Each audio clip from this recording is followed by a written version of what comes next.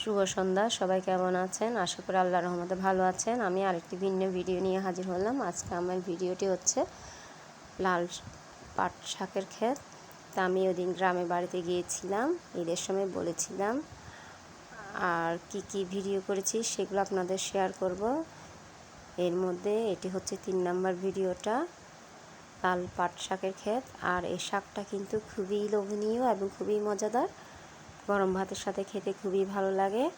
এবং এই শাকটা শুধুমাত্র ভাজি করে খেতে হয়। আর আমরা শহরে যারা আছি তারা কিন্তু এই শাকটা পাই না, শুধুমাত্র গ্রামবাসীরাই পেয়ে থাকেন। আর আমরা শহরে যারা থাকি তারা সবুজ রঙের পাট শাকটা পেয়ে থাকি। আসলে যারা গ্রামে থাকেন তারাই মূলত এই শাকগুলোর স্বাদটা পেয়ে থাকেন। তো যাই হোক, আমরাও গ্রামের বাড়িতে যাওয়াতে এই শাকটা খেয়েছি এবং স্বাদটা গ্রহণ করেছি। মাশাআল্লাহ, অনেক স্বাদের, খুবই মজাদার। দেখতে পাচ্ছেন, খেতে পানি দেওয়ার জন্য কিন্তু পাশে ড্রামও রাখা আছে।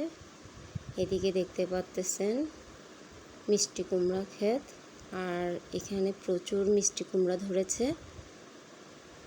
দেখতে পাচ্ছেন, খুবই সুন্দর দৃশ্য। আসলে এই দৃশ্যগুলো শুধুমাত্র গ্রামেই দেখতে পাওয়া যায়। দেখতে পাচ্ছেন মিষ্টি কুমড়াগুলো ধরে আছে, কতটা সুন্দর দেখাচ্ছে।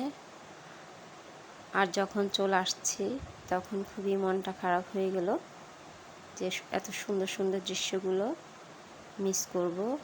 আবার জানি না কবে যাওয়া হবে গ্রামে, হয়তো তখন কোনো নতুন ভিডিও করব এবং আপনাদের সাথে শেয়ার করব। দেখতে পাচ্ছেন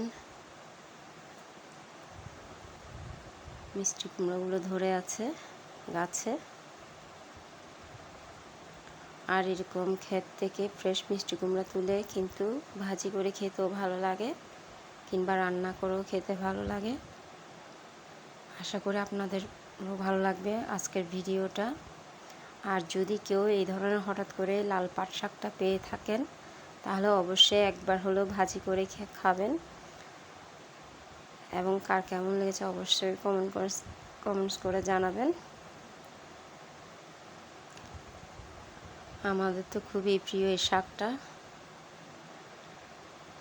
এই শাক ভাজির সাথে যদি শুকনো মরিচ থাকে তাহলে তার কথাই নেই। মরিচটাকে একটু তেলে ভেজে নিলে হয়ে যায়। খুবই লোভনীয় একটি শাক এটি,